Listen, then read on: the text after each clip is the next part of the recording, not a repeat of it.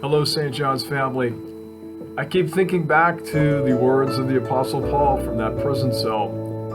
Whatever is true, whatever is honorable, whatever is just, whatever is pure, whatever is pleasing, whatever is commendable, if there is any excellence and if there is anything worthy of praise, think about these things. Think about these things. Now, I realize you and I are not exactly in prison, but a lot of us do feel quarantined and separated from friends and family. We can't go out and do what we please right now because of this virus. And I think it might be a good time for us to think about something else, which is what Paul invites us to do, to lift up our eyes and to see the one who loves us with faith and hope and love. Along those lines, I'd like us to actually look at a psalm that I came across today in my one-year Bible, March the 18th. It's Psalm 61. David writes these words, "Hear my cry, O God. Listen to my prayer. From the ends of the earth, I call to you. I call as my heart grows faint. Lead me to the rock that is higher than I. For you have been my refuge and a strong tower against the foe. I long to dwell in your tent forever and take refuge in the shelter of your wings. Because you've heard my vows, O God. You've given me the heritage of those who fear your name." I love how David begins this psalm. Hear my cry, O God, and listen to my prayer. It's good to know that David has confidence that God listens. And you and I can have that same confidence too. That God listens and longs for us to come to him with whatever is on our hearts today. And then he goes on to say, from the ends of the earth, I call to you. It's obvious that David, as he's writing this, is very far away from home. From the ends of the earth, I call to you, he says. And yet he knows that no matter how vast the distance is, God can be reached.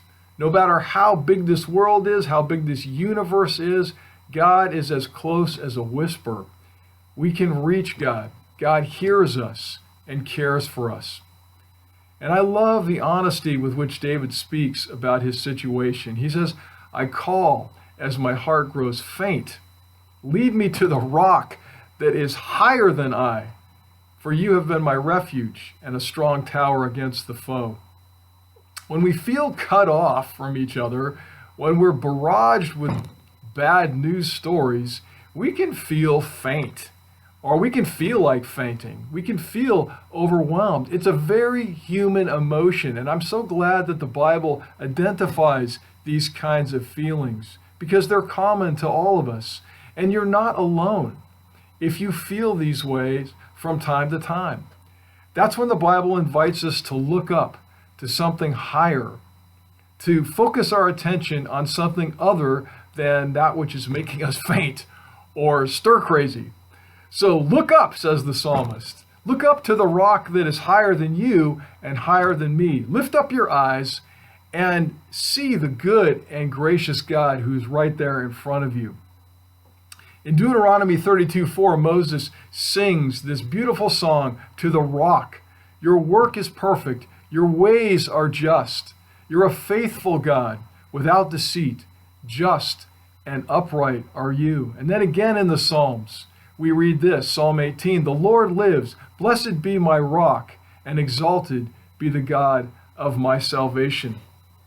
The psalmist David goes on to say, Lord, you've been my refuge, a strong tower against the foe.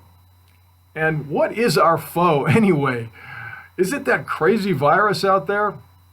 Or is it really our discouragement or our worry or our anxiety? Or I think for a lot of us, it's just being alone. I'm thinking especially of those of you who are isolated and alone in your homes right now. That's hard.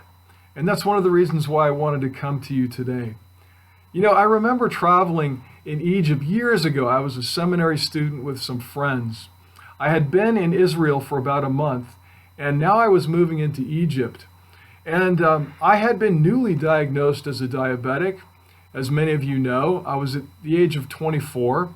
And as I had traveled through Egypt, my cooler that I kept my insulin in malfunctioned, and I was no longer able to use it. Now, Israel was quite a bit cooler, so I wasn't concerned about my insulin. But as I moved into Egypt in August, where the temperatures were mainly over 100 degrees, I was really concerned that my insulin was going to expire. In fact, some of my insulin already had. And so I had that worry that before I was finished with my trip, I would not have the supply that I needed. The other concern I had was that the concentration of insulin in Egypt is different from the concentration of insulin in the United States. So I wasn't even sure how much to take if I did run out of insulin. So all of these things were going through my mind. When we were invited one day to the home of an Egyptian family in Alexandria, out of the blue, we went up to the tower apartment of this family and were greeted by this very beautiful, warm couple and their children. And I got into a conversation with the father pretty soon after we arrived. And you can imagine how shocked I was as I was talking with him.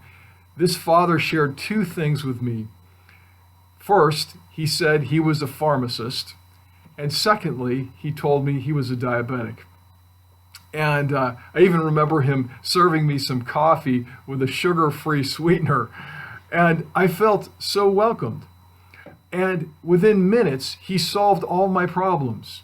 He contacted a doctor that I could meet, and then he arranged for me to get an extra supply of insulin in the correct dosages. It felt like a miracle. And I remember walking out to the balcony of that beautiful apartment high above the Mediterranean Sea. And as I was looking out over the ocean, two thoughts occurred to me. First, I felt very far away from home. And secondly, I felt so very much at home because of the hospitality and the love and the kindness that this family showed to me. You know, I experienced in a fresh way the truth that God is truly our rock and our refuge and our strong tower against the foe. These are challenging times, but I think it's in the midst of challenging times that we're reminded, and I believe God will make true and real in your life as well, that God is our rock and our refuge. And so David concludes, I long to dwell in your temple forever, your tabernacle, and take refuge in the shelter of your wings.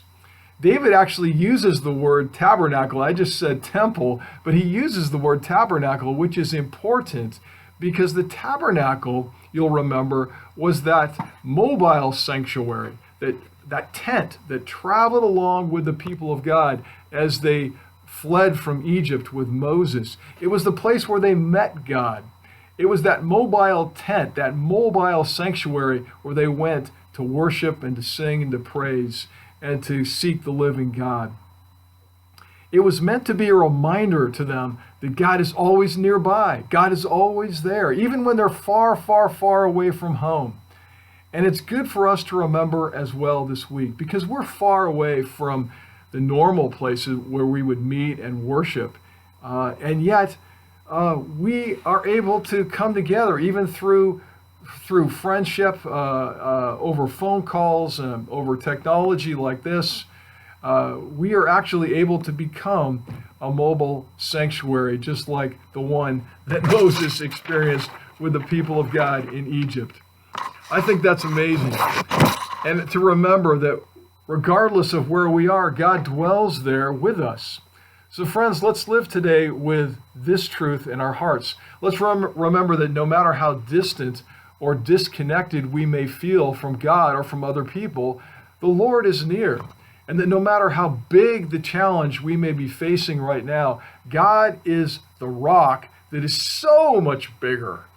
And that no matter how far we may feel from one another or God, together right here, right now, you and I are actually a living sanctuary. Wherever 2 or 3 are gathered in my name, the Lord is in our midst. And friends, that's something else for us to think about.